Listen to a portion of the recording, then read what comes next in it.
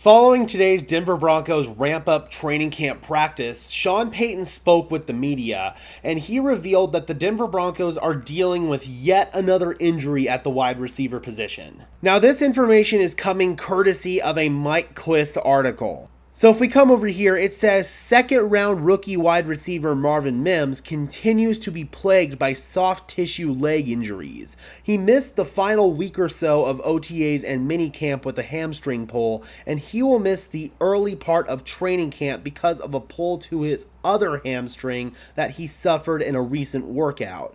Payton says that he'll be ready to go in 4 or 5 days, maybe a week. So, the fact of the matter is, Marvin Mims is not going to miss a super extended period of time, but it also means that the team is dealing with yet another injury at the wide receiver position. Sure, that is the position where we can deal with some of the blows. We've got some depth there. Guys like Little Jordan Humphrey, Marquez Callaway, you expect they're going to see some reps. But right now, the Broncos are also going to need some of their guys like Jalen Virgil and Brandon Johnson, their speedier slot guys, to step up because KJ Hamler is on the PUP list and Marvin Mims is going to be out for the first part of training camp. Right now, the Denver Broncos don't have either one of their speedy deep threats on the field, which absolutely sucks considering that was one of the biggest voids on our offense last season with KJ Hamler out for most of the year. With speedy wide receivers, soft tissue injuries such as hamstrings are always going to be a threat.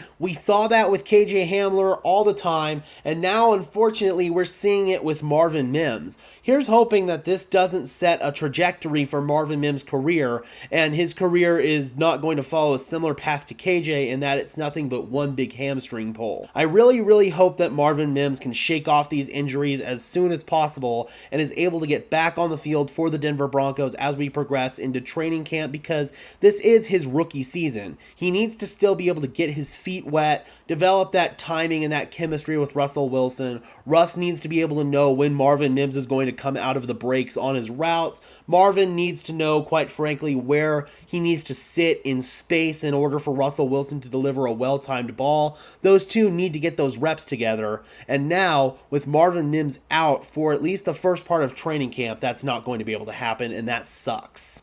So here's hoping that this is not a sign of things to come for the Denver Broncos in the injury department. This season, we've got a new strength and conditioning staff in the building after parting ways with Lauren Landau. They brought in Dan Dalrymple from the New Orleans Saints, somebody who is familiar with Sean Payton, obviously, and Payton seems to trust his strength and conditioning regimen. A lot of these injuries that we're seeing right now are mostly holdover injuries from last season that are still lingering into this season, but then we've got these ones like Marvin Mims that are starting to pop up, and it makes you kind of pucker yourself a little bit if you're the Denver Broncos because, oh man, here we go again, is almost the first thought that comes into your head after the team was the most injured team in the entire NFL last season with 22 players. Think about that. That's an entire starting unit's worth of players that finished on IR. That's not good. The Denver Broncos cannot have that happen in 2023 if they want to even sniff the playoffs. And you gotta at least hope that these injuries are not going to linger into the regular season, because if they do, the Denver Broncos are going to be in trouble.